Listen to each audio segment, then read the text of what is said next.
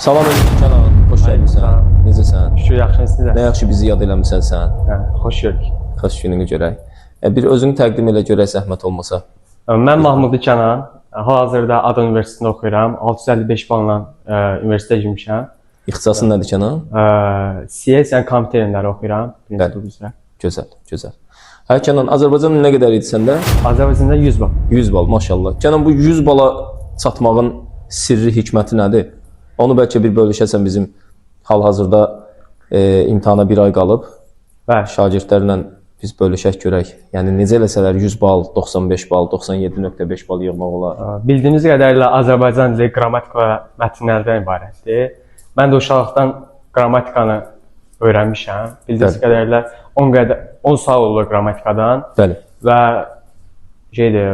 qrammatika, yəni uşaqlıqdan öyrənmək, yəni daha avantajlıdır. 11-də əsasən mətnlərə fokuslanırsan. Getdikcə mətnlərdə işləməklə də bal yığmaq olur. Bal yığmaq. Bəli. Mətn işləməyin ən gözəl yanı belə deyim də, yəni sənin mətndən normal bir bal toplamağın üçün, bütün sualların hamısını düz yazmaq üçün xüsusən nəyə diqqət eləmək lazımdır?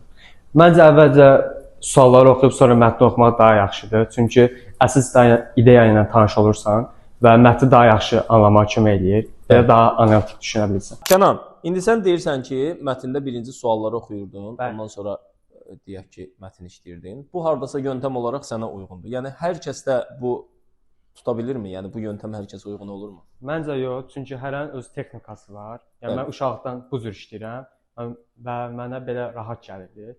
Çünki qabaqcadan ideyanı tuta bilirdim, amma kimsə məsələn mətni oxuyub, sonra sualları baxsa məncə daha yaxşı işləyə bilər. Yəni bu texnika da var. Yəni adamdan adama dəyişir. Hə, sən sadəcə fərqli bir texnika ilə eləmisən bunu ki, bu da öz nəticəsini veribdir. Deyir ən gözəl yol bildiyin yoldur. Belə bir məsələ var.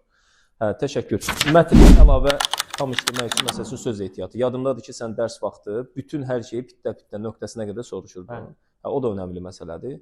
Demək ki, sadəcə bəzi şeylərdə həvəs lazımdır ki, yəni beyninə qoyduğun bir nə bilim, nəyin var, məqsədin var. O məqsədə tam çata bilməyin üçün var gücündən çalışmalısan. Sən necə bəs sosial şəbəkələrdən necə istifadə edirdin son bir ay qalmış? Son bir ay qalmış, arada sırada baxırdım. Amma o da ki, yəni ancaq yəni belə maarifləndirici videolara baxmaq məqsədi ilə. İmtahana bir ay qalmış, yəni hansı texnikalardan istifadə edə bilərik, sualları necə işləmək lazımdır, yəni o videolara baxırdım. Hə, o cür videolara baxırdın. Maşallah, maşallah. Oldu Kənan, təşəkkür edirəm. Uğurlar olsun. İnşallah gələcəyin qəşəng mütəxəssislərindən birisən sən. Çox sağ olun.